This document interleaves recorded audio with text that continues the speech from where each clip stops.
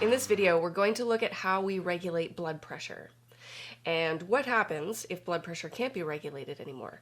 Once we are outside of homeostasis, then we have disease. So we will look at the factors that contribute to cardiovascular disease. So recall a negative feedback loop.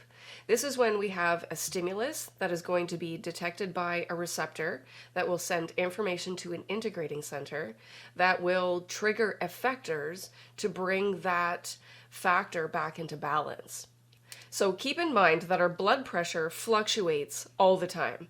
If we're eating something, if we're stressed out, if we're exercising, if we're sleeping, if we're sitting or walking, if we drink water, if we pee. Okay, so there's lots of different things that will always be fluctuating our blood pressure, and our body is always going to be compensating in some way. So then let's suppose your blood pressure can't be regulated. If your blood pressure is too high and it's outside of the normal range, that is called hypertension. And if your blood pressure is lower than the normal range, that is hypotension. So most commonly, people have an issue with hypertension, and then that is going to get into cardiovascular disease. But first, let's just focus on a normal healthy person that is regulating blood pressure within the normal range. So I want to first look at the different kinds of receptors that will detect blood pressure. There are three main kinds of receptors that will play a role in detecting blood pressure. The first one is called a baroreceptor, which is a type of mechanoreceptor that will detect stretch. We have baroreceptors in our carotid arteries and in our aortic arch. So when blood pressure increases, it will stretch the baroreceptor, and then that will send information to the integrating center. We also have osmoreceptors, which detect the osmolarity, the concentration of particles in our blood that affect water balance. So, for example, eating a lot of salt will increase the osmolarity, which makes us thirsty, and then we drink more water. So when we have increased ions or increased water, then our blood pressure is going to be elevated. And then lastly, we have proprioceptors, which detect our body position. So let's suppose you were laying down and then you stood up very quickly. Have you ever had that feeling of being dizzy where you have to hold on for a second because your blood pressure dropped? That is called orthostatic hypotension, and that is when there is a change in your blood pressure from a sitting or laying down position to a standing position. And our blood pressure normally just becomes regulated very quickly because you will have vasoconstriction in your lower legs. And that leads me to what are the main things that affect blood pressure? So what are the effectors? Okay, primarily the effectors are going to be your heart, because if the heart is contracting either faster or with a stronger force of contraction, that will increase your blood pressure. And vascular resistance, so how dilated or constricted are your blood vessels. So when we change blood pressure flow in various tissues, it is all about vascular resistance. So if we generally constrict most of our blood vessels, then our overall blood pressure is going to increase. And if we generally dilate more blood vessels, then our overall blood pressure will decrease. And then the other very important factor is the kidneys. Okay, so the kidneys play a very important role in regulating blood volume, which has a direct impact on blood pressure. So when our blood pressure increases, then the kidneys are going to excrete water and ions. When our blood pressure goes down, the kidneys will reabsorb water and ions. So let's have a quick look at an example of a negative feedback loop. Let's suppose the stimulus is our blood pressure increasing. So the blood pressure goes up. What is going to detect it? Receptors. So we have baroreceptors, osmoreceptors, and proprioceptors that will have a role in detecting changes in blood pressure.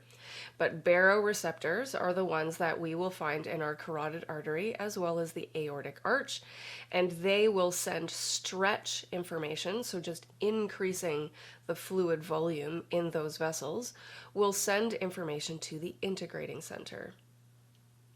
The integrating center is always the medulla oblongata. This is in our brainstem. This is our primary cardiovascular control center. So the medulla plays a very important role in regulating the cardiac output and our blood pressure. Afferent neurons are sending the sensory information to the brain, and then efferent neurons are going to be sending information from the brain to an effector tissue. In this example, the effector is going to be the SA node of the heart. If we decrease the heart rate, then we are going to decrease the blood pressure. But remember, our effectors could also be our blood vessels and could also be the kidneys. So the negative feedback loop always works the same way. The stimulus, the receptor, integrating center, and effectors, and then you have an effect. This is when we are in homeostasis and everything is working within a normal range. So now, what are the signaling molecules other than efferent neurons that can trigger the heart, the SA node, or the blood vessels, right? What other things can have an effect on the effectors? So along with the autonomic nervous system, we also have hormones. The endocrine system plays a really important role in regulating our blood pressure. So here's a chart that is showing the hormones that impact blood pressure. Antidiuretic hormone. This is produced by the hypothalamus in the brain, and it will signal the kidneys, the distal tubule and the collecting duct of the nephrons in the kidney, to reabsorb water. Aldosterone is produced by the adrenal gland, specifically the adrenal cortex. And this is going to stimulate primarily the distal tubule of the kidney to reabsorb sodium. So when we reabsorb sodium, we're going to also reabsorb water. But antidiuretic hormone is primarily affecting water, and aldosterone is primarily affecting sodium. Both of these are going to cause an increase in blood pressure. And then angiotensin II, this is a hormone that is produced along the pathway of aldosterone production, and it will eventually trigger the release of aldosterone, which has the sodium reabsorption effect. But angiotensin II can also cause vasoconstriction, so that will also increase blood pressure. And then we have a hormone called atrial natriuretic peptide, and this is produced in the heart, in the atrium. So when the heart produces this molecule, it is going to tell the kidneys to excrete sodium. So this is almost acting like the opposite of aldosterone. This will also cause blood vessels to dilate, and this will have the overall impact of decreasing blood pressure. Now, what happens when our blood pressure cannot be regulated within that normal, healthy range? Okay, so we're not now talking about exercising or stress or digestion or normal responses. Now we're going to look at cardiovascular disease. Cardiovascular disease kills about 17.9 million people every single year. Why is this happening? So the primary reason is all about vascular resistance. So when we have cardiovascular disease, we have a situation called atherosclerosis, which is when plaque builds up in the blood vessels. So let's have a look at what that looks like. Here we have a healthy artery, and here we have an artery with plaque. So if we just sort of zoom in here, what is this stuff? This is made up of fat molecules that have been oxidized or damaged, and also immune cells. So this inflammatory response causes the movement of these fat molecules to not just be in the lumen of the blood vessel, but notice here, this is the wall of the blood vessel. This accumulation is within the wall of the blood vessel. It's not in the lumen. So there is a layer of endothelial cells, and then we have this fat accumulation. Now, also calcium can start to build up in here as well, which can contribute to these blood vessels being rigid. When they're rigid, they can't stretch when you increase blood volume, when you're increasing your cardiac output, like during exercise. So these fat molecules, these oxidized, damaged fat molecules, where are they coming from? So I want to remind you that when we consume food any extra nutrients, including sugars and proteins, will be converted into fat to be stored in our adipose tissue. Okay, so when we have excess fat in the bloodstream, it doesn't necessarily mean that you've only been eating too much fat. Okay, there are some factors that affect that though. So when we produce these fat molecules, whether it's from eating sugar or carbohydrates or from eating fat, the liver is going to create these LDL molecules, which stands for low density lipoproteins. Now, these fat molecules are fairly large molecules compared to an individual cholesterol molecule. And these LDL fat molecules contain phospholipids, triglycerides, and cholesterol and other fatty acids. Okay, so LDLs, which we tend to call blood cholesterol, is not just cholesterol. Okay, so that's an important point. Cholesterol molecules themselves are actually extremely important. We insert them into cell membranes and we use them to make steroid hormones and bile. And okay, so cholesterol molecules are important, healthy molecules, but LDLs that contain these oxidized and damaged fats, typically called the blood cholesterol, that's where we can have problems. So now LDLs are an indication of fat molecules, whether they came from fat or if they came from converting carbohydrates or sugars into fat. These fat molecules are being transported in the bloodstream to the adipose tissue in these fat LDL molecules. So LDLs are commonly considered the bad fat or the bad blood cholesterol. And that is because when you have an excess amount of it, it's an indication that you have a lot more fat traveling to the fat cells compared to the amount of fat that you're breaking down and using for energy. Okay, so remember that we have periods of time when we're eating and we have periods of time when we're not eating. Okay, or we should have periods of time when we're not eating. We don't eat all the time. So when we're not eating, we should be burning the stored fat, the stored energy. And then when we're eating, we should be storing it.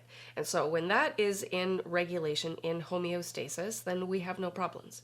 So LDLs themselves are not specifically a cause of heart disease. But when you have excess amounts of LDLs, that is an indication that you're storing more fat than you're burning. Okay, now when we take fat molecules from the fat cells, then they tend to travel in the form of HDLs or high density lipoproteins. We often consider these the good cholesterol molecules, and that is because when we have an increase in HDLs, it means we're burning fat. Okay, so how can we generally lower LDLs, right? We can decrease that by eating less fat, sugar, carbohydrates, less total calories. Okay. Also, it depends on the type of fat that we're consuming as well. I'm going to talk about that in 1 second. But then how do you increase HDLs? Basically by burning fat, increasing your amount of exercise or having periods of time when you don't eat. So having HDLs and LDLs in balance is really important, but the LDLs themselves don't cause atherosclerosis. I want to point out something else. So when we have plaque buildup in the blood vessels, this does another thing. It affects how the blood flows through the blood vessels. So in a healthy blood vessel, the blood can flow very smoothly through those vessels, and that is called laminar flow.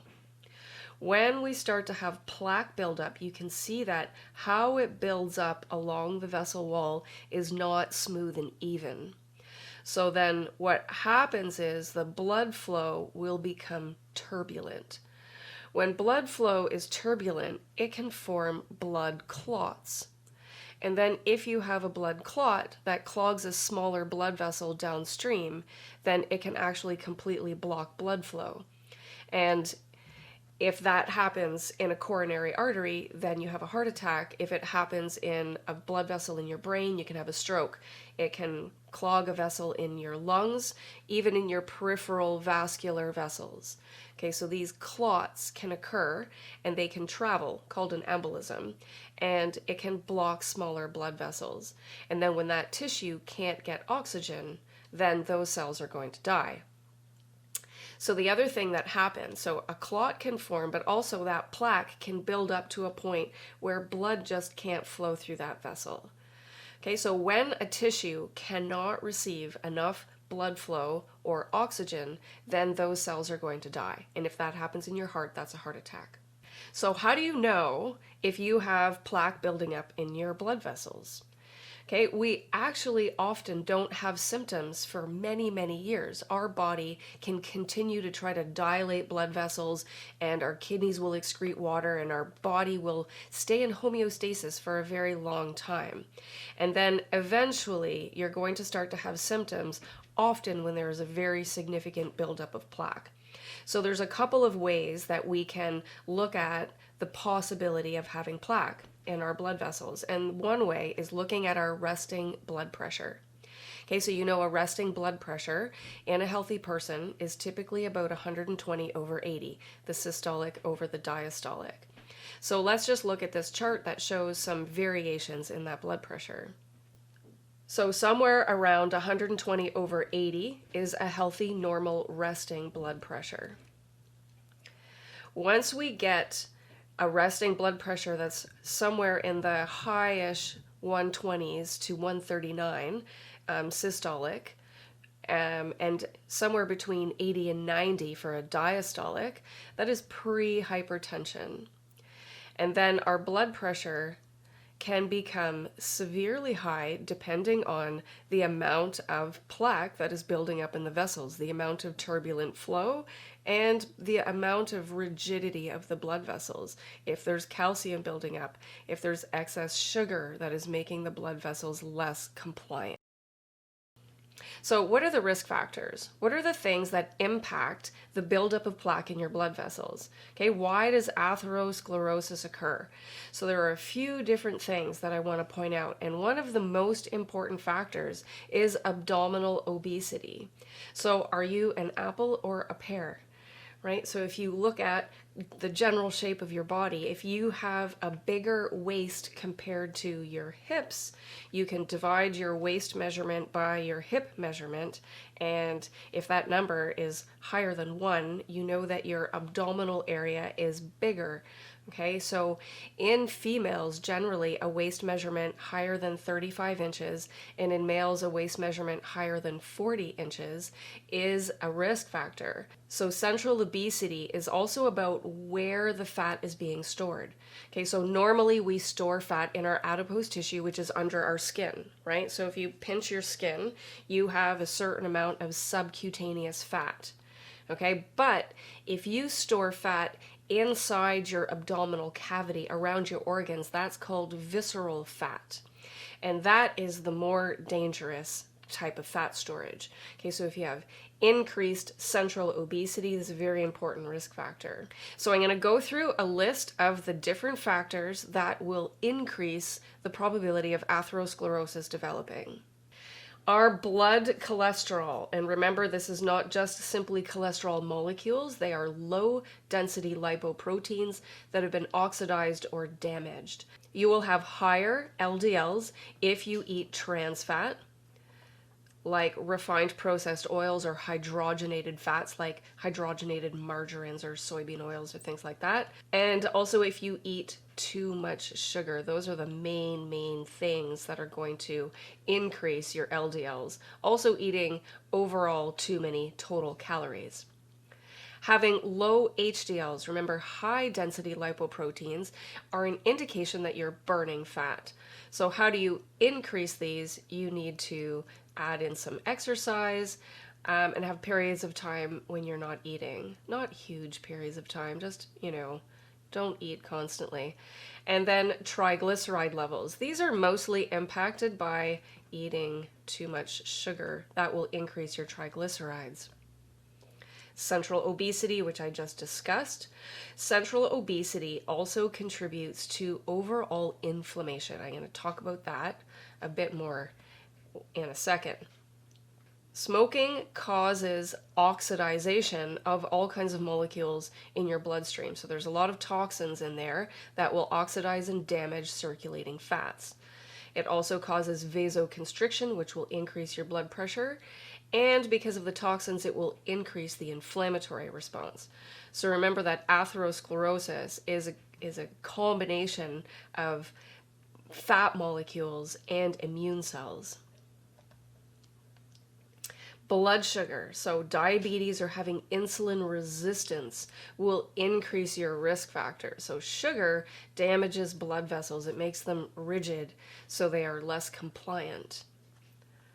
So metabolic syndrome, this is when you have central obesity. So if your waist measurement is more than 35 inches for females, 40 for males, and you also have two other risk factors, such as high LDLs or low HDLs, or diabetes, or high blood pressure. Okay, so then having a combination of those factors is called metabolic syndrome, and that will dramatically increase your risk for heart disease. Not exercising will impact your HDLs. Exercise helps you to burn excess fat, helps you control obesity, helps you control sugar cravings, and all of those things that might contribute to these other factors. Diet. So eating trans fat and too much sugar is going to impact your inflammatory process. And not eating enough plant foods. Plant foods contain fiber, which helps you feel full so that you generally eat less. And plant foods also contain antioxidants, which helps to decrease the oxidization damage that can happen to the circulating fats. C-reactive protein is a molecule that can be measured by a blood test, and this is an indication of inflammation. And then stress. I want to talk about stress just very quickly. Cortisol is a hormone that is made by the adrenal glands during a stress response. When we have excessive amounts of stress, and we make a lot of cortisol, cortisol does a bunch of things that actually contribute to all of the other factors. It makes you crave comfort foods. It makes you want to eat fatty, starchy, sugary foods. Okay, that's going to increase your LDLs. It makes you potentially make other poor choices like smoking or drinking excessive amounts of alcohol. So cortisol impacts the immune system. It impacts the inflammatory response. So there are a bunch of factors that you can see that are all interrelated, right? So your LDLs and your central obesity is connected to stress and diet and exercise. So it is important to find whichever one of those factors is the easiest to change and start changing that. Often stress is overlooked. Okay, so thinking about your stress response, your overall stress level may help you to see other factors or help reduce the other factors. Okay, so if you can help decrease the stress, maybe you won't eat as much sugar and then you won't store as much belly fat and your LDLs will go down and it can, maybe all spiral in the right direction. And then lastly, we have factors that are not modifiable, like genetics and ethnicity. Also, age can fit in here, and menopause. But these factors have a very low percentage of the risk compared to the modifiable factors. So the last thing that I want to show you is a chart of medications. So if your resting blood pressure is elevated consistently and you have central obesity and your blood sugar's high and your blood cholesterol is off the charts, then in addition to changing some of those environmental factors, which you can always work on, you may need medication. If you're in the severe hypertension phase, then medication might be required to help decrease your blood pressure. So different kinds of medication affect your blood pressure in slightly different ways.